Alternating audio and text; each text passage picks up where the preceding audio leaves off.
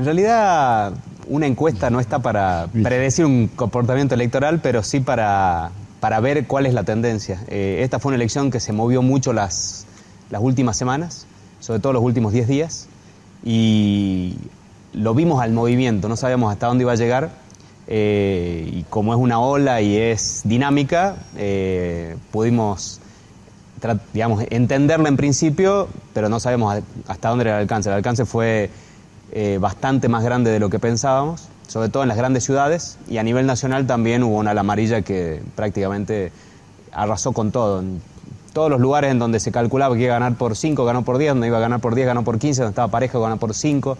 O sea, en todo... Hay uno que se dio vuelta ahora, no sé si es La Pampa. En La Pampa creo que por 76 votos. Sí, algo muy...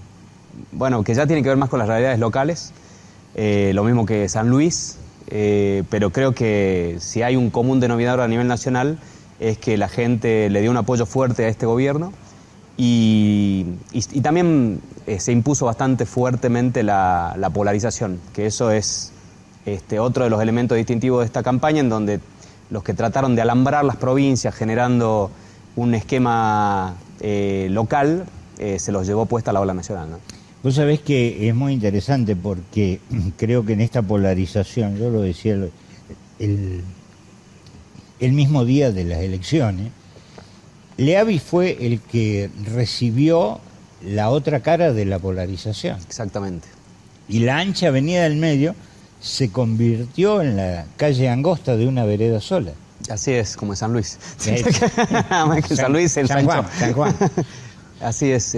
Sí, no, la verdad que la polarización se llevó puesto a todos los que intentaron buscar un punto medio, como fue Massa en provincia de Buenos Aires, como fue Lustó en la capital federal, y de alguna forma como fue Urtubey también en la provincia de Salta. Los extremos se potenciaron. Nosotros observamos no cambio, sino que se profundizó el comportamiento tendiente a la polarización en la provincia de Salta después de que apareciera el cuerpo sin vida de Santiago Maldonado.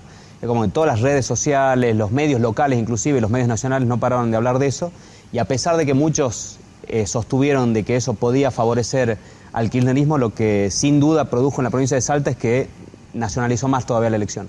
Entonces, si habían 3/3 bien definidos, con la posibilidad por parte del candidato de Urtubey de imponerse, eso lo fue licuando por izquierda y por derecha, y bueno, terminó llevando una elección que iba a ser, calculábamos nosotros, por encima de los 30 puntos, una elección de 25 puntos.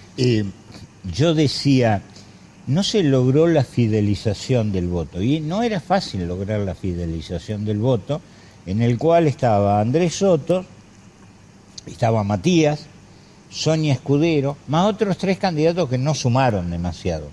Pero de todas maneras, ahí se notó claramente que el que lo votó a Matías, no sé si lo habrá votado a Andrés. Y el que la votó a Sonia me parece que también salió disparado para otro lado. Y ahí no sé cómo explicarlo esto de armar una lista de 6 candidatos buscando que los electores fueran fieles a esos candidatos, y me parece que la gente es más independiente. Sí, de todos modos fue una elección atípica en el sentido de que casi siempre, nosotros lo veníamos observando y creo que se mantuvo esa tendencia, la gente votó más espacios que candidatos individuales, a diferencia de lo que es la tendencia en Latinoamérica que tiende a la personalización de la política y de las campañas políticas. Acá el candidato importaba, pero importaba más en función del espacio al que pertenecía. Si a mí me gustaba el Oso Leavi, pero estaba en contra de Cristina, no lo votaba al Oso. Y si me gustaba Martín Grande, pero me generaba repulsión Macri, no lo votaba Martín Grande. Entonces, primero yo miraba el espacio y después consolidaba el voto en función del candidato. Había espacios que eran más grandes que sus candidatos y algunos candidatos que sacaron más votos que sus espacios, eso es verdad. Pero si uno analiza más o menos la tendencia, Soto sacó un poco menos de votos que el espacio. Digamos, la gente que estaba dispuesta a votar por Urtubey era más que la que terminó votando a Sotos.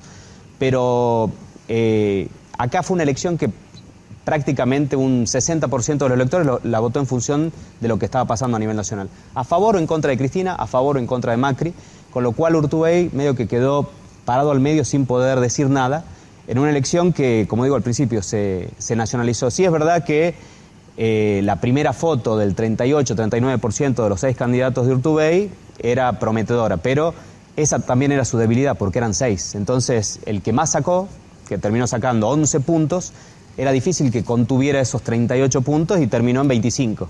Duplicó su propia performance y un poco más inclusive, pero no llegó a consumar todo lo que representaba a priori el espacio del Frente Unidad y Renovación. Claro, es que los otros días lo charlaba con Pizzetti, ¿no? Y él me comparaba candidato y yo comparaba espacio. Yo decía, perdió casi 14 puntos del espacio. Uh-huh. Y ese 38% en un momento determinado, después de las pasos, se celebró de una manera como diciendo... Bueno, exagerada, acá, quizás. Sí, viste, como diciendo, no, acá no nos alcanza nadie. Y resulta que se pinchó un 25%, con un susto bárbaro mirando atrás, porque venía Leavi, que pero muy cerca, Sí, ¿no? sí. Leavi, un candidato que no tuvo recursos, que viene del interior, que aceleró su presencia en Salta Capital en los últimos 2 o 3 meses antes de las PASO. Exacto. Que ha hecho una elección importante para Sí, la presencia. hay un dato que es muy ilustrativo de lo que pasó en Salta, que Salta podría haber sido, si ganaba el candidato de Urtubey, la única provincia en donde un peronismo dividido le ganaba a Cambiemos. En todas las provincias en donde fue el peronismo dividido, ganó Cambiemos. Y en las únicas pocas provincias que ganó el peronismo es donde fue unido. La provincia de Salta es, de las 24, la 22 peor performance de Cambiemos a nivel nacional. La performance de Cambiemos a nivel nacional es de un promedio de 40 a 45 y acá puntos. es 30%. 30 con el escrutinio definitivo no llega a los 30, son 29 puntos, sacando los votos en blanco inclusive.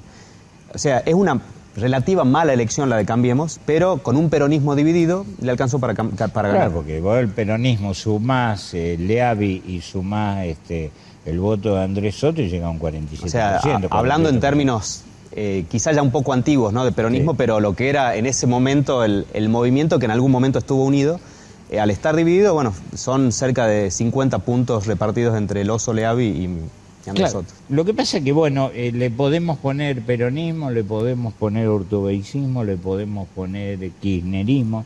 Los ismos son eventualmente procesos históricos momentáneos que van, florecen y después terminan extinguiéndose.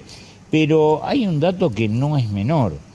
Yo sacaba algunas cuentas. Cristina sacó el 35, 37, 35, ¿no? Sí.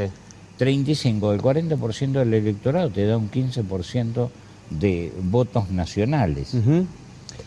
Y digo, ¿es prescindible eso o es cierto esto de que Cristina es la mejor herramienta de Macri?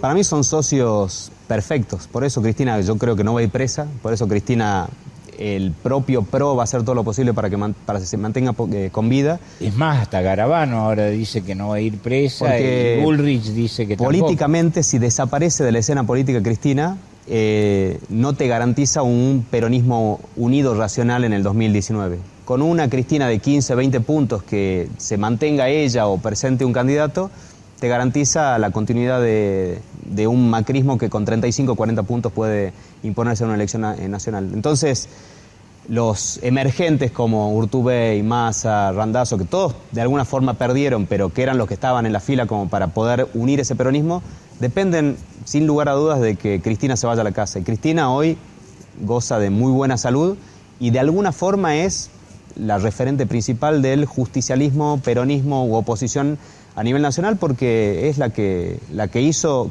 te diría, una de las mejores elecciones. Está Uñac y está Mansur en Tucumán, que ganaron sus distritos, pero sin potencial como para proyectarse a nivel nacional.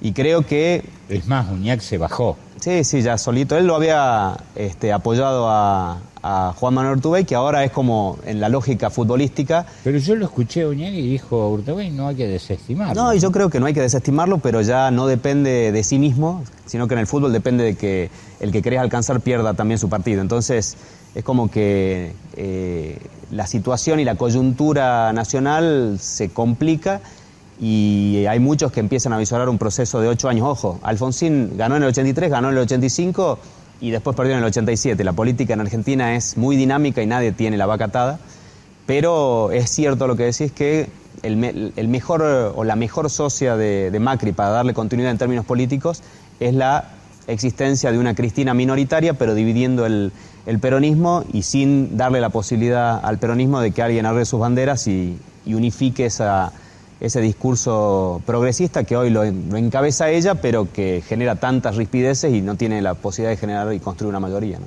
Yo decía el otro día, hace falta una Cristina para el bronce, que después de todo esto haga un paso al costado y diga, muchachos, ordenen ustedes, yo me quedo para conferencia y para consulta, cosa que no creo que suceda. Por la personalidad de ella es muy, muy difícil, además ahora con una banca en el Senado va a tener micrófono, seguramente va a marcar algunas puntas para oponerse a este gobierno, con lo cual también va a tener muchos medios que van a estar atrás de ella y bueno, es difícil construir cuando está tan dividida la oposición y creo que esa es la principal fortaleza para que Macri tenga un potencial de un proceso de 8 años, ¿no?